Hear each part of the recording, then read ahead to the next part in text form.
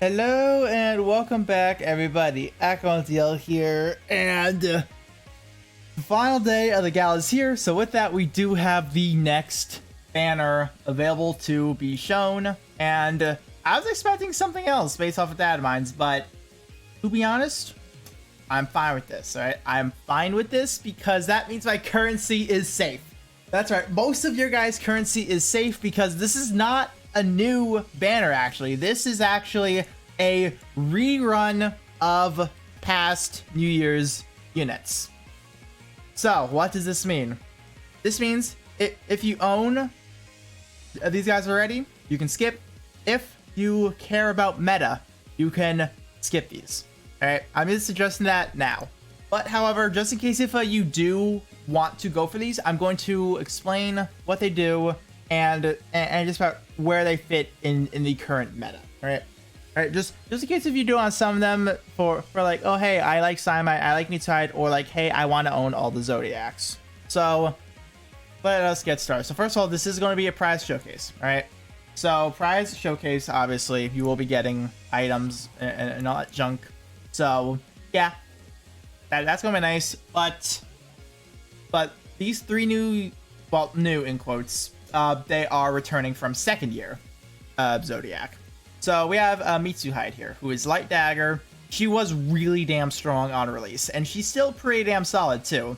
Like a paralysis off of S1. That is a lot of hits. Really nice. She can increase her own attack rate.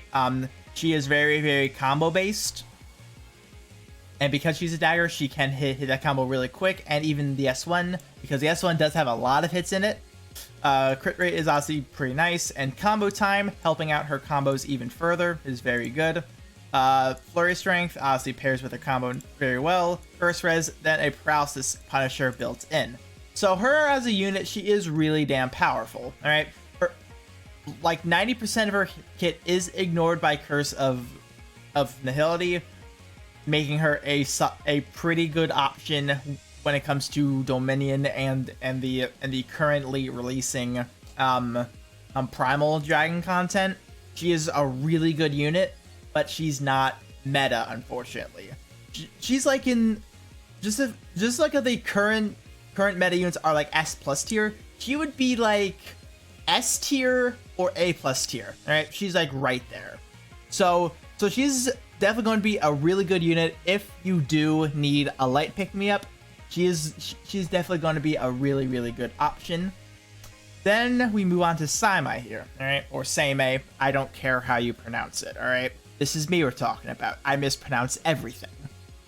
So with him, he is more of a unique fire wand, all right, because he's got flame Shikigami's here, okay.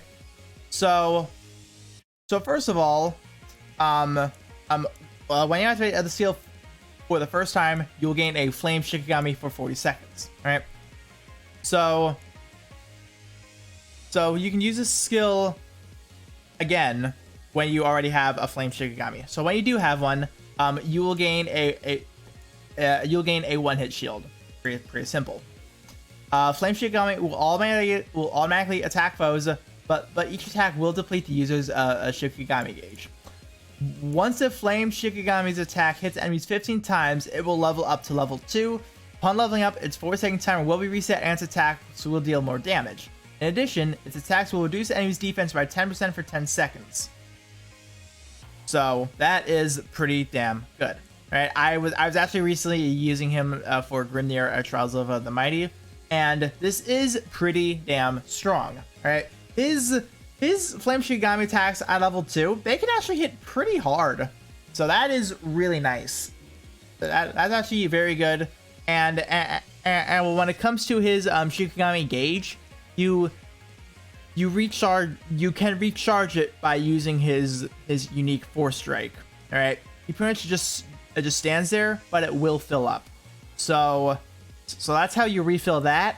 It does get a little annoying at times, and it's still tied to the 40 seconds. But hey, you just want to get off as much damage as you possibly can. All right. Then we have Exorcism. I'm not pronouncing that first one. All right. Omniodo Exorcism. Sure.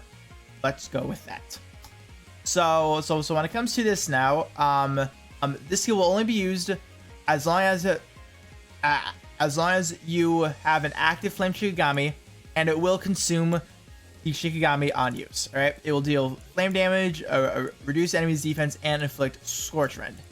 If the Shikigami is at level 2, it will deal more damage and also Dispel. This, as a shared skill, at a cost of 6 still, is actually very good because it will be the upgraded version. All right, it will Dispel, reduce defense, inflict Scorch Rend. This is a very good shared skill as well to have on hand because it just does all that, which is like pretty damn good for fire. It's a really good shared skill. But then also, he doesn't have the standard skill damage. He actually has Overdrive Punisher and Gauge Accelerator. I will say this, right? Back in the day when he was new, I used him as a Leonidas partner. This actually made him shred to absolute hell. It was really damn good. Really freaking good. So this, the only other case of this existing is through Mega Man, alright?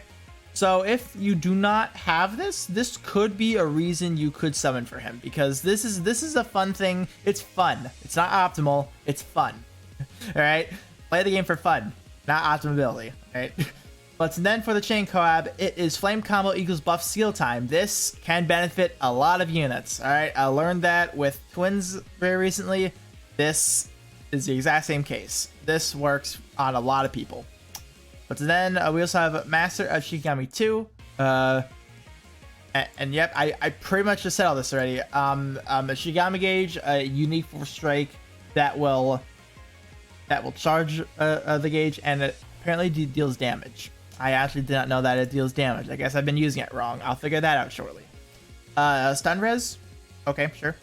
But then a Shikigami Vivifier 2.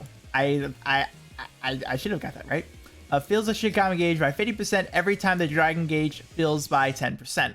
Another reason to own Leonidas. That's just another reason right there. So in case of it you couldn't tell, he pairs very well with Leonidas.